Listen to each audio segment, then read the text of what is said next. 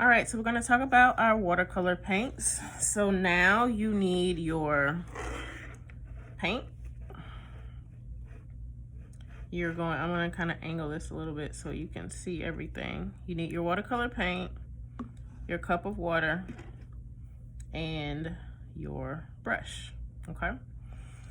So watercolors are basically little colors that come, it's pigment, it's like paint powder, the color, and it's water-based, so there's a lot of water in it. And these little things, you don't have to take this out of yours, I'm just showing you, are called wells. So there's one for each color. So if you run out of one, well, depending on what kind you have, because some watercolor packets, it doesn't come out. So let's start out that over. Okay. All right, now we're going to talk about our paint. So here is my watercolor palette, my water, and my brush. So my brush is sitting in the water right now, so because I need for it to be wet. This is watercolor, so the water is just as important as the paint. In order to use our watercolors, we want to take our brush, we want to lift it up out of the water. It's going to be pretty wet. All right, we are not going to dry it off. All right, so water, brush and water, lift it up. You're not going to dry it off, and you're just going to pick a color. I'm going to go with orange, and I'm just going to take my brush and put some water into the orange well. This is called a well, the space where the paint is, which is also like an oval shape, a circle. And I'm just going to take some water, I'm going to put it into the color I want to use, and I chose orange. And then you can see how there's now orange paint on my brush. All right, so that's how we get paint on our brush.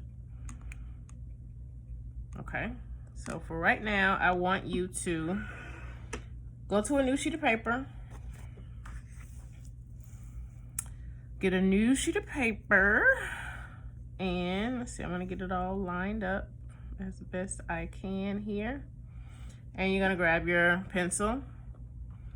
On your new sheet of paper, you are going to draw 2 big sets of googly eyes. So slow down, start and stop in the same place.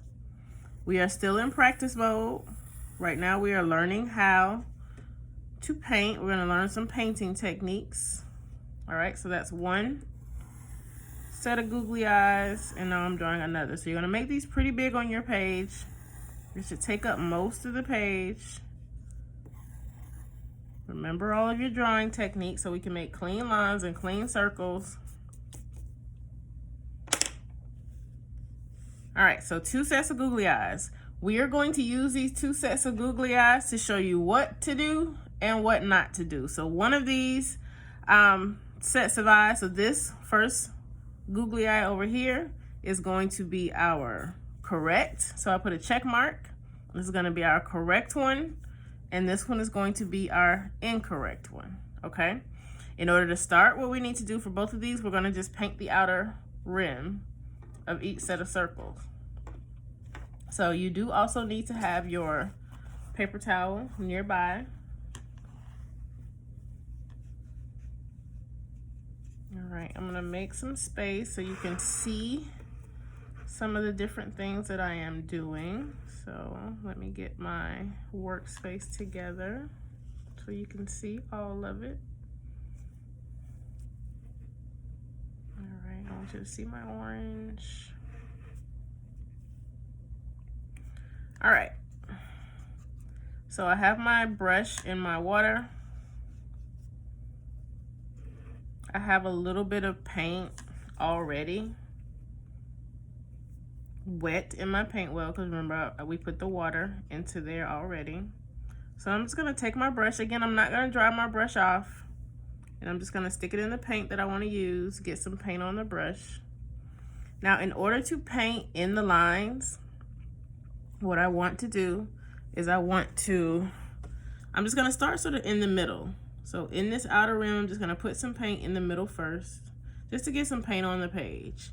But I wanna be able to paint all the way up to my pencil line without going outside of the line. So you wanna try to stay in the lines, okay? So what I'm going to do is I am going to drag my brush. I'm laying it down. I laid down the brush on the paper, so I laid it down flat. And I'm going to drag my brush along the pencil line and do my best to stay in the lines as I paint. All right, take your brush, lay it down flat on the paper, and then just drag it along your pencil line. All right, I'm gonna get some more paint on my brush. Now, when I get down here at the bottom of this circle, it's a little bit harder to do because it's hard for me to start to turn my hand around the curve that I have down here. So when it gets a little difficult for you to turn your hand, what you want to do, remove that, you want to turn the paper instead of turning your hand. So now it's easier for me to paint without turning my hand in a really weird way that makes it difficult to paint. So turn the paper instead of turning your hand.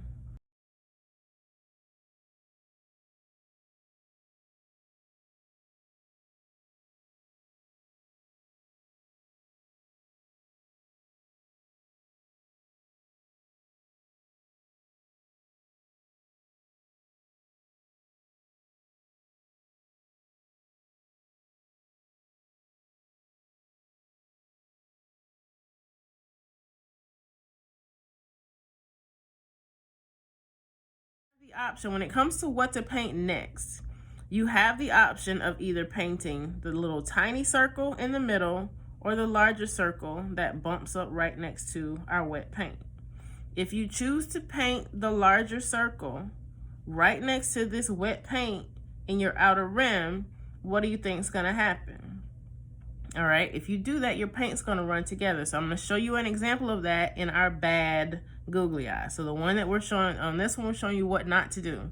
So if you clean your brush, the way you clean your brush, put your brush in the water, kind of put your brush all the way down to the bottom of your water cup and rub it around in the bottom of your water cup. And that's going to help get all of that color out of the brush. Okay.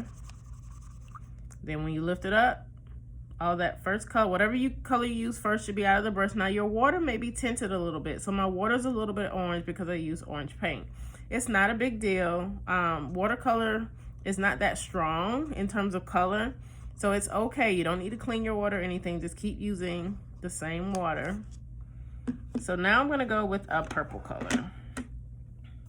So I'm going to do the same thing that I did before. I'm going to take my brush out of my water, put a little bit of color, put a little bit of water into my purple color. So you can use whatever colors you want for this, but I am going to use purple. So I just put a little bit of water in there, kind of make a little puddle in the paint well. And then purple's going to be the next color that I use, okay? So I'm working on the bad one. And what's happening is like the paint is still a little bit wet. So when I go to paint my next color, when I bump up against that wet paint, what happens is they'll start to bleed together. I'm doing the exact same thing here. I'm just filling in some color in the middle. But when I get along the edge, again, I want to just drag my brush along the edge. But what happens is when I bump up to that wet orange paint with my wet purple paint, the colors will start to bleed together. So even though it may not look like it's happening much now, the longer it sits, the more it's gonna bleed. And when I say bleed, I just mean like one color will blend into the other color. You can start to see it a little bit where the purple is starting to sort of run out into the orange here. You'll see it a lot more the longer it sits. All right. So I'm painting this the same way. Lay my brush down along the edge. Try to get up close to the line because we don't want to have white paper left over. And I'm just going to fill in that inner circle. But because my orange paint is still wet, it's just going to bleed together. So you should be doing all of this along with me because I want you to see what happens when you do it. I don't want you to just watch to see what happens when I do it. All right, so I'm just gonna let this sit for a little while and you'll see what happens when you bump two wet colors up next to each other. So if you paint two sections of wet paint right next to each other, one color will just bleed into the other. So, all right, so this time I'm gonna use some yellow paint. I only have this little small circle to paint.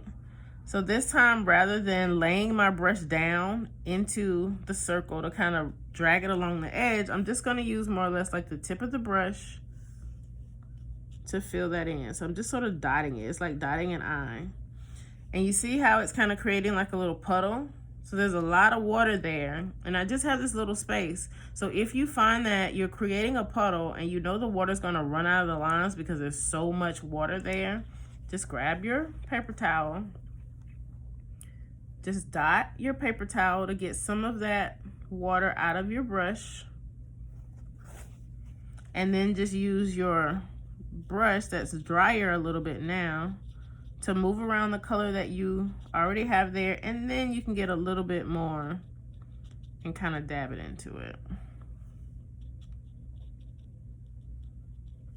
All right, so now I painted my little circle yellow, I painted my big circle orange. Both of them have wet paint in them, but because they don't sit right next to each other, this yellow is not going to bleed or blend into this orange. But you see what's happening over here with the purple. Remember I told you the longer it sits, the more it's gonna bleed. So now this looks a little bit kind of like a mistake because we really didn't want one color to blend into the other, okay? All right, so this is how you want to use your watercolors.